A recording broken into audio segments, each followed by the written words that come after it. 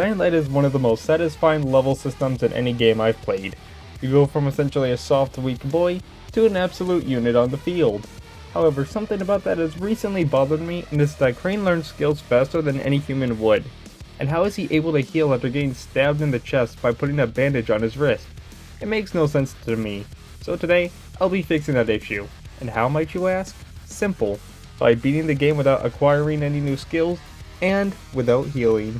And as a third rule, because I hate myself, I will not be allowed to craft any weapons either, since, let's be honest, no normal dude is able to craft a fully loaded SMG from scratch with a pipe and screws. So, with that said, join me in finding out if...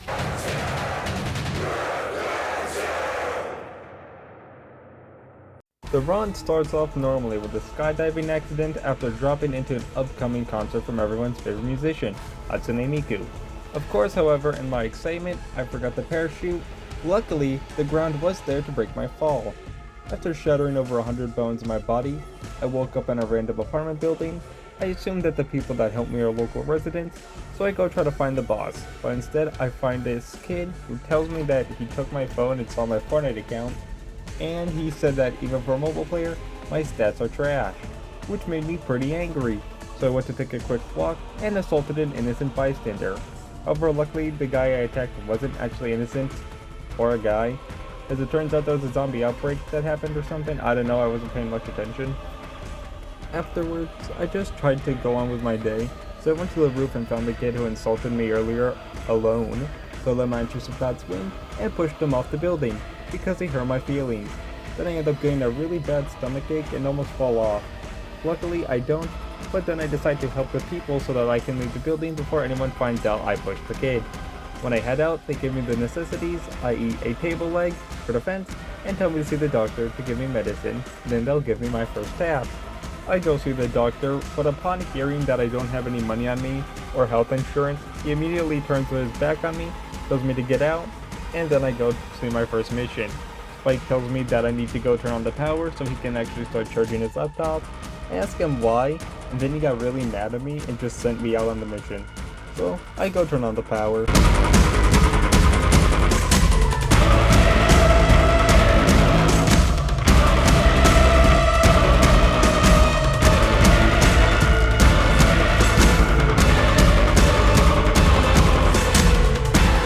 After I turn on the power, I get very eepy because it was very dark out, so I go to bed in a random shack I found, then I return to Spike, and then Spike tells me although I did a good job, I am now in trouble. As it turns out, that the tower leader was on a stealth mission to try and get tickets for the Miku concert, and turning on the lights got him jumped. So he wanted to scold me and told me in order to make it up to him, I have to go find the tickets and Antizin for his headache, so he can still go. And all he told me was there was one somewhere in the city, which I assumed was his way of telling me to go fuck myself, which sounds about right. But when I leave the building, I ended up getting a call that sounded just like Miku, who told me, "When you find it, I want you to burn the medicine." I asked Miku why she sounded a little bit weird, but she told me not to worry about it, and to just go listen to her commands. So, upon finding the Antizin, I briefly think about it before deciding to just immediately listen to her and burn all of the Antizin, except for one vial, because I technically listened to Brecken's instructions, somewhat. Fun fact, Antizin also has a very noticeable burning smell. I know this because when I burned it, everything within a 10-mile radius showed up and tried to steal the singular vial from me. However, I was luckily able to outrun them and make it back to the tower in mostly one piece.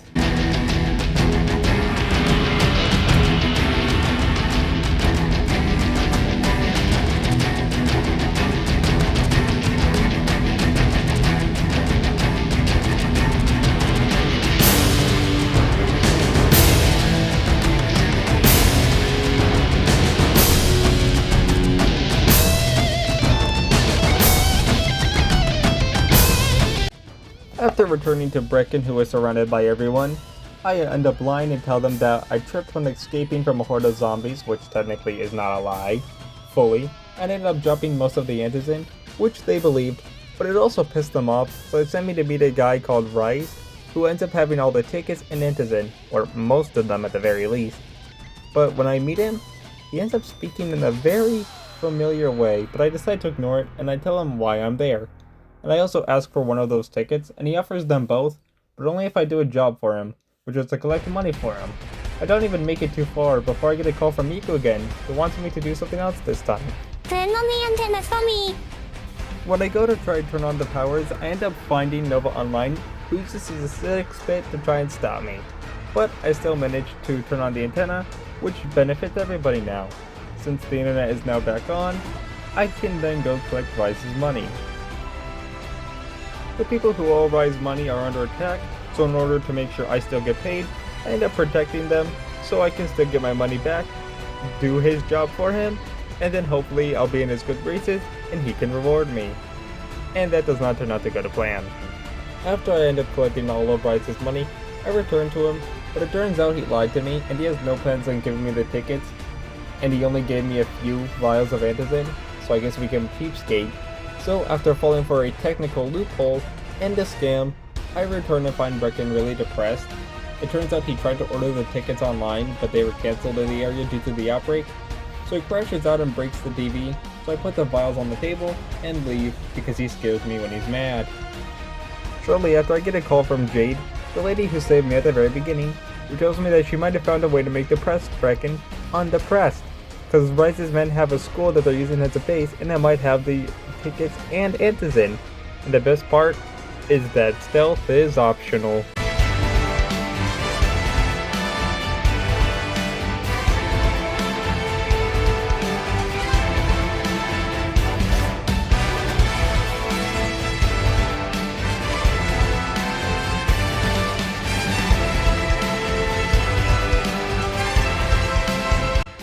After I effortlessly clear out the school using my epic gamer skills, Jay tells me she found something in the basement. I head down and find a bunch of fake tickets. That means Rise has been selling fake tickets to desperate people at triple the price. And that includes Brecken. So I take the tickets and hide them, and I forgot the footage, so here's a picture of my cat when she was younger. Somehow I end up getting captured and teleported into Rise's arena, so now I'm forced to fight for my life after I ended up stealing all the tickets from him, which he seems pretty pissed off about.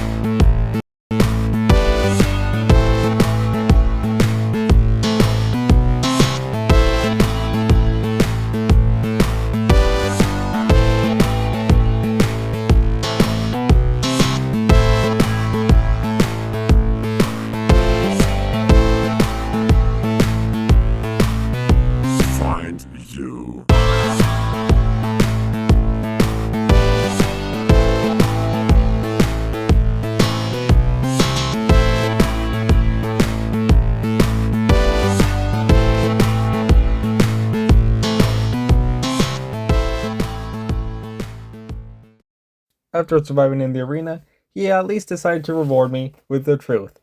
There was no Miku. It was all a trick to get me to do what he wanted in secret without me questioning anything. He was using a voice changer all along. After learning this, I reacted in the only correct way possible.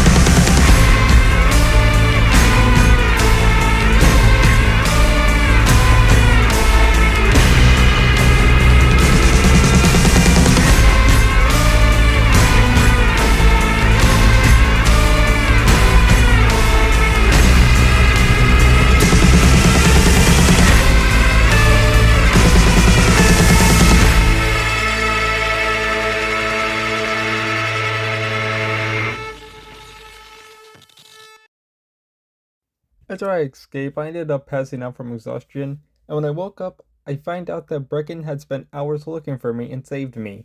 He tells me that after I passed out, Rise broadcasted that there was no Miku concert. It was all a trick to make millions, and there was nothing we could do to stop him. However, Jade ended up stealing the receipts that could ruin his plan and get him arrested.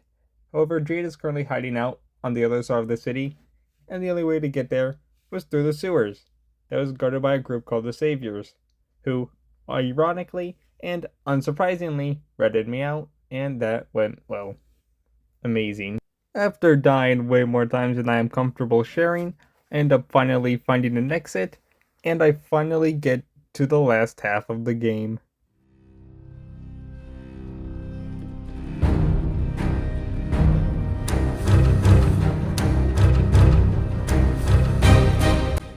I meet up with another group called the Embers, who was working with Jade and told me that she would only show up once we gave her a sign. So, we give her the only kind of sign that makes sense, by planting explosives in a building infested with zombies and blowing it the fuck up. After getting my ass kicked for way too long, we eventually blow up the building, and then Jade calls me and tells me where to meet her. However, upon my arrival, it turns out Jade had been kidnapped by Rise and his men, so I gotta go save her, which was done surprisingly easily compared to everything else. However, because things can never go my way, it turns out Jade was infected and had no engines in her system for a while, so I had to kill her, and then that was followed by the worst experience of my life. Tahir is the most unbalanced boss for any sort of level 1 anything. He knocks you down on every hit, he gets random iframes, and while you're knocked down, he can just hit you twice when he feels like it. Oh, and for some reason, he's just unbelievably tanky. I guess because of nightmare difficulty, but I'm still gonna bitch and moan about it, because this made me angry. But after abusing spawns, and spawn camping them, and using a glitch to despawn enemies, I was finally able to kill him.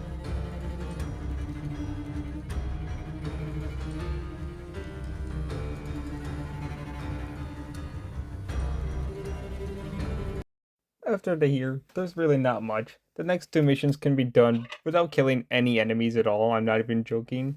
So, that would leave the end of the story. There's not much to talk about. Wait a minute. Kyle Crane, you can hear me, can you not? Rise. Where are you? I should be atop my own tower. I'll kill you for what you did to Jade. For everything, I will fucking kill you!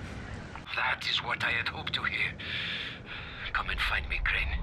Let us finish what we began.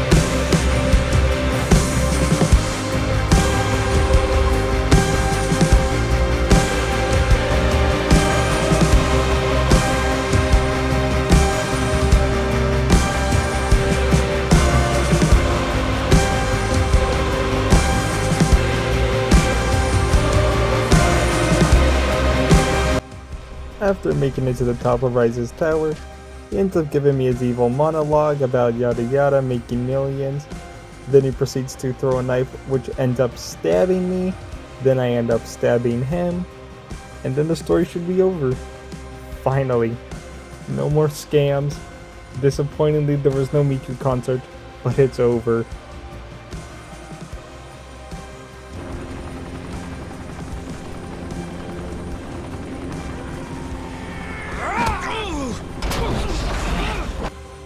Somehow, he still has enough strength after getting basically impaled to run and knock me off the building, leaving me dangling at the edge of life and death, pun intended. So, that leaves me only one choice, to give him the files, and hopefully he'll let me live.